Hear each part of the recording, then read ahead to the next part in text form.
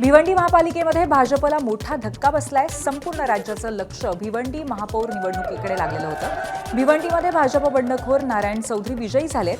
भाजपमधनं फुटून सेक्युलर आघाडीसोबत गेलेले नारायण चौधरी यांना महापौरपद निवडणुकीमध्ये 48 मतं पडली, तर भाजपच्या अधिकृत उमेदवार स्नेहा पाटील यांना 16 मतं पडली। तर उपमहापौरपदी काँग्रेसचे तारिक मोमीन विराजमान झालेत। काँग्रेस शरद पवारांच्या राष्ट्रवादीच्या पाठिंब्यावरती भाजप बंडखोर नारायण चौधरी महापौर झालेत। शिवसेना आणि सपाने कोणार्क आघाडीच्या विलास पाटील यांना मतदान केल्याचं आकडेवारीवरनं दिसतंय। विलास पाटील यांना दुसऱ्या क्रमांकाची 25 मतं मिळाली आहेत। भाजपमधील फुटीमुळे संपूर्ण राज्याचं लक्ष भिवंडी मनपाकडे लागलं होतं। हा सेक्युलर फ्रंटचा विजय आहे, खास करून भिवंडीच्या जनतेचा विजय आहे। आणि याच्यासाठी रईस शेख साहेब आहेत आमदार, यांनी खूप मेहनत घेतली, त्यांचा देखील विजय आहे। सगळ्यांचे आभार। सुरुवातीला भाजपकडनं महापौर पदासाठी नारायण चौधरीच्या नावांची घोषणा करण्यात आलेली होती। यानंतर भाजपमधला सुमित पाटील समर्थकांचा गट नाराज झाला आणि अंतर्गत नाराजीचा फटका टाळण्यासाठी भाजपकडनं ऐन महापौर पदाच्या निवडणुकीपूर्वी नारायण चौधरींचं नाव मागे घेत स्नेहा पाटलांचं नाव पुढे करण्यात आलं। यानंतर नारायण चौधरींना बंडाचं निशाण फडकवत भाजपच्या 6 नगरसेवकांसह सेक्युलर फ्रंट आघाडीसोबत हात मिळवणी करत महापौरपद मिळवलं। दरम्यान महापौरपदी निवड झाल्यानंतर नारायण चौधरींनी जनतेचे आभार मानले, तसंच देव तारी त्याला कोण मारी अशी प्रतिक्रिया सुद्धा चौधरींनी दिली आहे। सर्वप्रथम मी माझ्या भिवंडीच्या सर्व जनतेचा धन्यवाद देतो की मला एवढा मोठा पद तुम्ही दिला, त्याचा मी स्वीकार केला। आज मी खूप खूप धन्यवाद करतो। डेव्हलपमेंटवर बोला, मी या शहराचा महापौर झालेलो आहे। आता मिरची मसाला नको आहे, डेव्हलपमेंटच्या विषयी माल देव तारी त्याला कोण मारी बस। भिवंडीमध्ये काँग्रेसच्या वाट्याला उपमहापौरपद आलंय। काँग्रेसचे तारिक मोमीन भिवंडीच्या उपमहापौरपदी विराजमान झालेत। मैं भिवंडी सेक्युलर फ्रंट की तरफ से आमदार रईस शेख साहब का, हमारे खासदार बालिया मामा साहब का, हमारे महाराष्ट्र प्रदेश अध्यक्ष हर्षवर्धन सपकाल जी का, सुप्रिया ताई का, जितेंद्र रावत साहब का और तमाम पार्टी के वरिष्ठ जिन्होंने भिवंडी सेक्युलर फ्रंट का हिस्सा थे, उन्होंने मुझ पर भरोसा दिखाया कि एक यूथ आना चाहिए और शहर के डेवलपमेंट पे काम होना चाहिए। आणि आमदार रईस शेख यांनी भिवंडीच्या नव्या महापौर आणि उपमहापौरांना शुभेच्छा दिल्या आहेत। जी मॅन्डेट मला दिली गेली होती सर्व नेत्यांनी, ते मॅन्डेट मी पूर्ण केलेलं आहे। आज भिवंडी शहर सेक्युलर आहे, आपला देश सेक्युलर आहे, संविधान सेक्युलर आहे आणि भिवंडीमध्ये आता महापौर आणि उपमहापौर पण सेक्युलर फ्रंटचे आहेत। मी सर्वप्रथम हर्षवर्धन पाटील साहेबांचा, सपकाल साहेबांचा खूप खूप धन्यवाद म्हणणार आहे। भाजपचे बंडखोर नगरसेवक नारायण चौधरींनी पक्षाचा व्हीप डावलल्यामुळे त्यांच्यावरती पक्ष कारवाई करणार असल्याचं प्रदेशाध्यक्ष रवींद्र चव्हाणांनी स्पष्ट केलंय। आम्ही सांगत होतो, त्यांना समजवण्याचा अनेक जणही प्रयत्न करत होते, आम्हीही करत होतो, परंतु आता सकाळपर्यंत ते असं म्हणाले होते की हो आम्ही तसं करणार नाही, परंतु त्यांनी बंडखोरी केलेली आहे हे आता निकालाच्या अंती लक्षात येत आहे। त्यामुळे ज्यांनी पक्षाचा व्हीपच्या विरुद्ध काम केलं आहे किंवा मतदान केलं आहे, पक्ष त्यांच्या विरुद्ध कारवाई करणार आहे। वसई विरार महानगरपालिकेच्या पहिल्याच महासभेमध्ये राजकीय वातावरण तापलेलं पाहायला मिळालं। विरोधी पक्षांना स्वतंत्र दालन न दिल्याच्या मुद्द्यावरनं भाजप नगरसेवकांनी आक्रमक भूमिका घेत आयुक्तांच्या दालनामध्ये ठिय्या आंदोलन केलं। महासभा सुरू झाल्यानंतर त्यांनी सभागृहात हजेरी लावली, मात्र सभा संपताच पुन्हा आयुक्तांच्या दालनामध्ये आंदोलन करण्यात येणार असल्याचं विरोधी पक्षांनी सांगितलं। आयुक्तांनी त्यांना साधं उत्तरही दिलं नाही आणि आता ते म्हणतात की फाईल महापौरांकडे। मुळात हा विषय महापौरांचा नाही, प्रशासनाचा आहे। त्यामुळे आयुक्तांची ही जी काही चालढकल आहे किंवा जाणीवपूर्वक जे काही दुर्लक्ष करणं आहे त्याच्या विरोधात सगळ्या नगरसेवकांमध्ये संताप आहे. त्यामुळे आम्ही त्यांच्या कार्यालयात बसून आंदोलन केलेलं. आता महासभा आहे, लोकांचे विषय आहेत ते आम्ही घेऊन पुन्हा एकदा आयुक्तांच्या केबिनमध्ये जाऊन बसणार आहोत. नाशिक महापालिकेच्या महासभेत सुधाकर बडगुजर आणि अपक्ष नगरसेवक मुकेश शहाणे यांच्यातील संघर्ष पुन्हा उफाळून आलाय. अपक्ष नगरसेवक मुकेश शहाणेंनी आपला प्रस्ताव दाखल करण्याची मागणी केली होती. मात्र महापौर हिमगोरी आडके यांनी सुधाकर बडगुजर यांना बोलण्याची संधी दिली आणि यावरून वादाला सुरुवात झाली. आमचा प्रस्ताव घ्या, नंतर दुसऱ्यांना बोलायची संधी द्या, अन्यथा आंदोलन करण्याचा इशारा मुकेश शहाणेंनी दिला. मात्र मला बोलण्याची संधी दिल्याने मी बोलणारच अशी भूमिका सुधाकर बडगुजर यांनी मांडल्यामुळे शाब्दिक वाद झाला. पिंपरी चिंचवड महानगरपालिकेच्या दुसऱ्या सर्वसाधारण सभेमध्ये शहरातील भटक्या कुत्र्यांचा मुद्दा उपस्थित करण्यात आला. नगरसेवकांनी प्रशासनाचं लक्ष वेधत नागरिकांच्या सुरक्षेचा प्रश्न समोर आणला. भारतीय जनता पक्षाचे नगरसेवक राजू मिसाळ यांनी आयुक्त आणि महापौरांना प्रतिकात्मक कुत्रा भेट देत शहरातील भटक्या कुत्र्यांबाबत समस्या मांडली. माझ्या प्रभागामध्ये आज रोज हा ॲक्सिडेंट होतोय की कुत्र्यांच्या बाबतीमध्ये सातत्यानं आम्हाला तक्रारी येत आहेत की आणि ते मी पाहिले पण जे सातत्याने वारंवार घडतंय आणि प्रशासनाच्या ज्या काही गाईडलाईन आलेल्या आहेत किंवा सुप्रीम कोर्टाने जे नियम दिलेत की जो डॉगचा जो न्यूसेन्स होते त्या संदर्भात काय केलं पाहिजे, याचा महापालिकेच्या माध्यमातून कधीच त्याच्यावर कुठली कारवाई होत नाही. शिवाय मी जे काही सुप्रीम कोर्टाने जे निकाल दिलेत की काय केलं पाहिजे त्याची प्रत काढून मी आज सभागृहामध्ये 128 लोकांना ही प्रत सुद्धा मी आज सभागृहामध्ये दिलेली. सोलापूर महानगरपालिकेच्या सर्वसाधारण सभेमध्ये स्वीकृत सदस्यांच्या निवडीवरनं भाजप आणि विरोधकांमध्ये जोरदार गोंधळ झाला. भाजपकडनं 9 पैकी 8 नावं जाहीर केल्यामुळे विरोधकांनी आक्षेप घेतला. शिवसेना गटनेते अमोल शिंदे यांनीही या निवडीवरती प्रश्न उपस्थित करत 9 पैकी 9 नावं आजच घोषित करण्याची मागणी केली. मात्र भाजपने पुढील सभेत नावं जाहीर करू अशी भूमिका घेतली. दरम्यान काँग्रेस आणि शिवसेना नगरसेवक महापौरांच्या व्यासपीठावरती धावून गेले.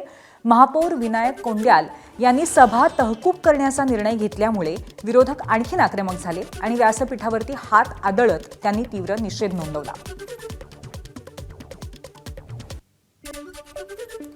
धाराशिव जिल्हा परिषदेमध्ये सत्ता स्थापन करण्याचा शिवसेनेचा प्रस्ताव राष्ट्रवादीने फेटाळलाय. निवडणुकीमध्ये अजितदादांच्या घड्याळाच्या चिन्हावरील उमेदवारांना पाडण्याचा काहींनी प्रयत्न केला. मात्र आता आम्ही कोणत्याही आमिषाला बळी पडणार नसून त्याला थारा देणार नाही अशी भूमिका राष्ट्रवादीचे जिल्हाध्यक्ष महेंद्र धुरगुडे यांनी मांडली आहे. धाराशिवमध्ये भाजप, राष्ट्रवादी आणि अपक्षांच्या मदतीने सत्ता स्थापनेसाठी नवी समीकरणं जुळत असल्याच्या चर्चा असतानाच शिवसेनेकडनं राष्ट्रवादीला ऑफर देण्यात आल्याचं सांगण्यात येत आहे. शिवसेना पक्षातला एक कार्यकर्ता म्हणून आम्हाला सुद्धा अजितदादाच्या पक्षातला जिल्हा परिषद अध्यक्ष बनत असेल तर त्याचं स्वागत करायची तयारी आमची आहे. आम्ही वरिष्ठांशी चर्चा करू की कशा पद्धतीनं राष्ट्रवादीचा जिल्हा परिषद अध्यक्ष बसवता येते किंवा नाही येते. राष्ट्रवादी काँग्रेसनं जर काय अप्रोच शिवसेनेकडे केला तर तशा पद्धतीचा सकारात्मक विचार करता येऊ शकतो. आम्ही आता कोण किती काय आम्ही दाखवल त्याला आम्ही थारा देणार नव्हतो. निश्चित राष्ट्रवादी काँग्रेस पार्टी महायुतीमध्येच सामील झालेली आहे आणि ती त्याच पद्धतीनं वाटचाल करणार आहे. दुसऱ्या काय कोण वावडे उठवत असेल तर त्याला महत्त्व देण्याची गरज नाही. जळगाव जिल्ह्यातल्या ग्रामपंचायतीवर प्रशासक नियुक्त करण्याच्या निर्णयाच्या विरोधात अखिल भारतीय सरपंच परिषद आज आक्रमक झाली. आज दिवसभर सर्व ग्रामपंचायती बंद ठेवत या निर्णयाचा तीव्र विरोध करण्यात आला. प्रशासक नियुक्त न करता गावचा कारभार सरपंच आणि ग्रामपंचायत पदाधिकाऱ्यांकडेच ठेवावा अशी ठाम मागणी यावेळी करण्यात आली आहे. विविध मागण्यांसंदर्भात जिल्हाधिकाऱ्यांना निवेदनही देण्यात आलंय. यावेळी जिल्ह्याभरातील विविध गावातील सरपंच आणि ग्रामपंचायत पदाधिकारी मोठ्या संख्येने उपस्थित होते. ठाकरेंच्या शिवसेनेकडनं मनसेला स्वीकृत नगरसेवक पद देण्याची शक्यता जवळपास धूसर झाली आहे. यावरून ठाकरे बंधूंच्या युतीत अंतर येण्याची शक्यता असल्याची चर्चा आहे. विशेष म्हणजे शिंदे आणि राज ठाकरेंची नुकतीच भेट झाली. त्यानंतर ठाकरेंच्या शिवसेनेनं मनसेला स्वीकृत नगरसेवक पद न देण्याचा निर्णय घेतल्याची माहिती समजते. ठाकरेंची शिवसेना आपल्या कोट्यातील तिघांना स्वीकृत नगरसेवक पद देणार असल्याची माहिती आहे. ठाकरेंच्या शिवसेनेत स्वीकृत नगरसेवक पदासाठी 150च्या वर इच्छुकांनी गर्दी केली आहे. त्यामुळे या पदावरती कोणत्या तिघांना संधी देणार याची घोषणाही लवकरच होईल. साईनाथ दुर्गे, अखिल चित्रे, माधुरी मांजरेकर, प्रमोद शिंदे, हेमंत दुधवडकर, कैलास पाठक, विजय कामठेकर असे अनेक इच्छुक ठाकरेंच्या शिवसेनेत आहेत. अनुशेष राहिला होता का नाही ही युती दोन भावांची झालेली होती. दोन पक्ष एकत्र आले होते. कार्यकर्ते जोराने जोशाने नेटाने लढलेले होते. त्यामुळे कुठलाही निर्णय असेल तरी तो आमच्या पक्षाकडनं फक्त राजसाहेब ठाकरेच घेतील. तुम्ही काय म्हणताय स्वीकृत असेल किंवा जे काय असेल तो निर्णय फक्त राजसाहेब ठाकरे घेतील. बाकी माहिती देणं हे आमचं काम आहे. उद्धवजी ठाकरे यांचा स्वार्थीपणा बघता ते राज ठाकरे यांना स्वीकृत नगरसेवकाचं एखादं पद देतील असं वाटत नाही. राज ठाकरे यांच्या पाठीमध्ये खंजीर खुपसण्याचं काम उद्धवजी ठाकरे यांनी केलेलं आहे. महापालिकेच्या निवडणुकीमध्ये ते झाले. आता स्वीकृतमध्ये देखील मनसेचा केसाने गळा कापण्याचं काम उद्धवजींच्या माध्यमातून होईल. त्यामुळं माझी राज ठाकरेंना देखील विनंती आहे की आपण अशा लोकांसोबत राहायचं का याचा विचार करा. ज्यावेळी मनसे आणि UBTची युती झाली त्यावेळी पहिल्यांदा मी सांगणार होतो की भविष्यामध्ये राजसाहेबांचा ब्रह्मनिरास झाल्याशिवाय राहणार नाही. UBT पूर्ण मनसेच्या पाठीत खंजीर खुपसेल त्याचं हे मूर्तिमंत उदाहरण आहे. आणि काल सकाळी जे मी 6:30 वाजता ट्विट केलं होतं त्याचे पडसाद तुम्हाला आज दिसत असतील. कारण मैत्री टिकवणं आणि राजकारण हे दोन भाग आहेत. माननीय राजसाहेबांची आणि शिंदेसाहेबांची अतिशय जवळची मैत्री आहे, राजकारणाच्या पलीकडची मैत्री आहे. आणि म्हणून जर ते एकनाथ शिंदेसाहेबांच्या घरी भेटले असतील तर एवढा जळफळाट करण्याची काही आवश्यकता नाही. आणि या जळफळाटीतूनच तिन्हीच्या तीन एक ऑप्शनचे नगरसेवक आज UBTचे झालेले आहेत. तर मुंबईमध्ये स्वीकृत नगरसेवकाच्या निवडीवरनं राजकीय वर्तुळामध्ये असा वाद निर्माण झालाय आणि संदीप देशपांडे यांच्या सोशल मीडियावरच्या स्टेटसची जोरदार चर्चा सुरू आहे. कोत्या मनाच्या प्रवृत्तीकडनं कधीही स्वीकृतीची अपेक्षा बाळगू नये असं सूचक स्टेटस त्यांनी ठेवलंय. मनसेनं ठाकरेंच्या शिवसेनेकडनं त्यांच्या कोट्यातील 3 पैकी 1 स्वीकृत नगरसेवक मिळावा अशी अपेक्षा व्यक्त केली होती. मात्र 3ही स्वीकृत नगरसेवक ठाकरेंची शिवसेना देण्याच्या तयारीत असल्याची माहिती कळतेय आणि त्यानंतर देशपांडे यांनी हे स्टेटस ठेवत आपली भूमिका व्यक्त केली आहे. महाराष्ट्र नवनिर्माण सेनेच्या बैठकीतील इनसाइड स्टोरी आता माझावर. पक्षप्रमुख राज ठाकरे यांनी महाराष्ट्र सध्या ICUमध्ये असल्याचं वक्तव्य करत कार्यकर्त्यांना सज्ज राहण्याचं आवाहन केलंय.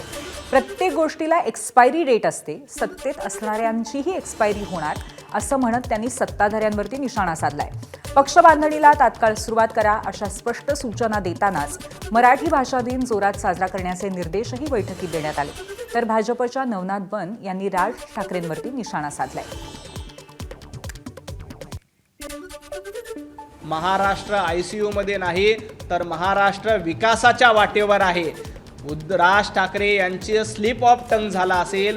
राज ठाकरे यांना म्हणायचं असेल की महाराष्ट्र नवनिर्माण सेना ICUमध्ये आहे आणि गेल्या काही दिवसात निवडणुकीमध्ये मनसेचा परफॉर्मन्स बघता ICUमध्ये कोण आहे याचं विश्लेषण आपण करावं. 19 मार्चला महाराष्ट्र नवनिर्माण सेनेचा भव्य मेळावा शिवाजी पार्कवरती पार पडणार आहे. या मेळाव्यामध्ये पक्षप्रमुख राज ठाकरे कार्यकर्त्यांना मार्गदर्शन करणार आहेत. मराठी दिनासोबतच गुढीपाडवा सुद्धा उत्साहात साजरा करण्याचे आदेश देण्यात आलेत. त्यामुळे 19 मार्चला शिवाजी पार्कवर होणाऱ्या राज ठाकरे यांच्या सभेकडे राज्याचं लक्ष लागलंय. मुंबई पालिकेमध्ये मानधनासाठी वेंडर रजिस्ट्रेशनचा अट्टहास केला जात असून याला नगरसेवकांनी तीव्र विरोध केलाय. मुंबई महानगरपालिकेमध्ये नगरसेवकांना दिले जाणारे मानधन आणि भत्ते आतापर्यंत RTGS पद्धतीने जमा केलं जात होतं. मात्र आता SA प्रणाली अंतर्गत मानधन मिळवण्यासाठी वेंडर रजिस्ट्रेशन फॉर्म भरण्याचे निर्देश देण्यात आले. त्यामुळे वाद निर्माण झालाय. ज्या वेळेला आम्ही नगरसेवक फॉर्म भरतो त्या फॉर्ममध्ये सगळ्यांना एक माहिती द्यायची असते की आम्ही स्वतः कुठल्याही पद्धतीत वेंडर नाही. कुठलेच खाजगी क्षेत्रात कोण वेंडर असतील तर ते चालतं, परंतु महानगरपालिका, राज्य सरकार, केंद्र, अगदी नगरपालिका किंवा ग्रामपंचायतीपर्यंत कुठलंच काम आमच्या त्या वेंडर नंबरवर लोकप्रतिनिधींनी घेता कामा नये आणि देता कामा नये.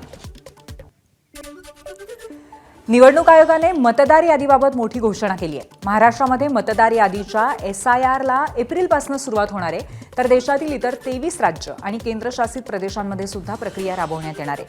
या प्रक्रियेशी संबंधित तयारीचं काम पूर्ण करण्याचे आदेश राज्य निवडणूक आयोगाला देण्यात आले.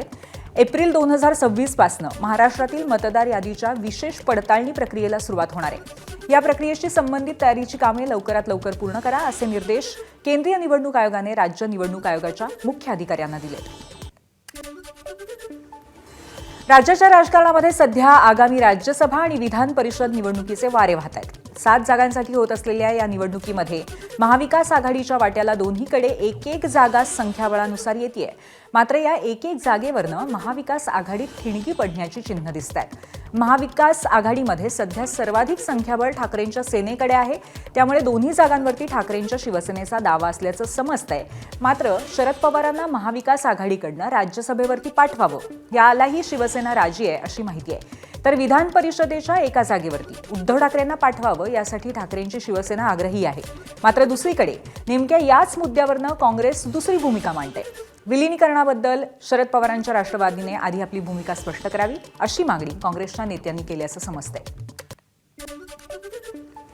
राज्यसभा विधान परिषदेसाठी एकत्रित बसून निर्णय घेऊ असं खासदार संजय राऊत यांनी म्हटलंय.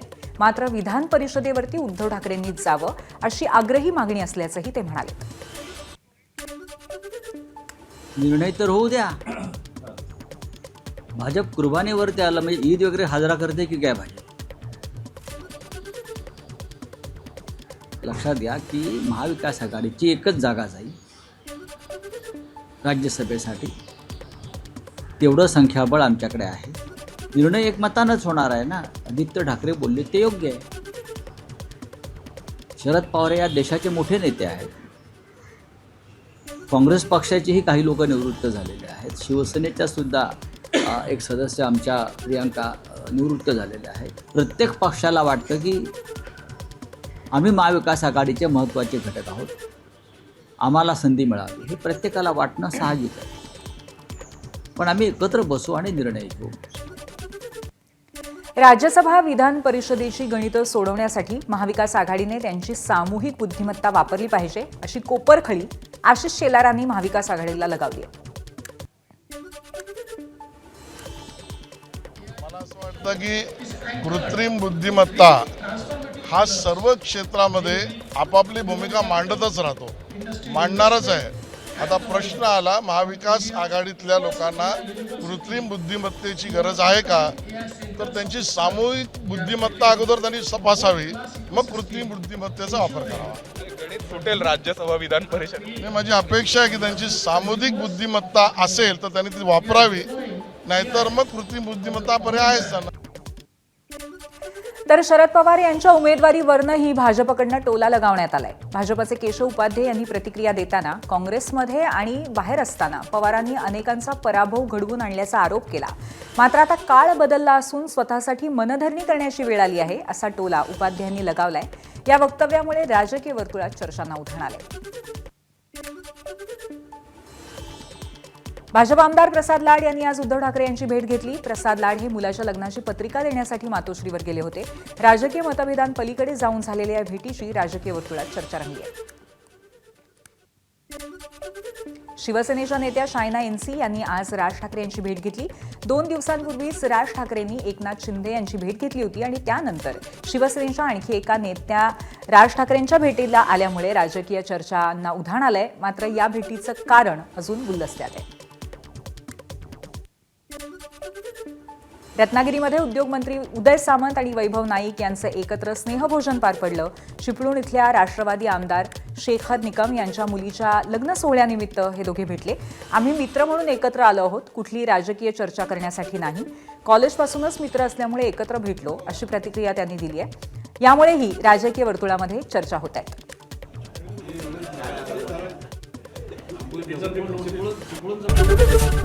एबीपी माझा, उघडा डोळे बघा नीट.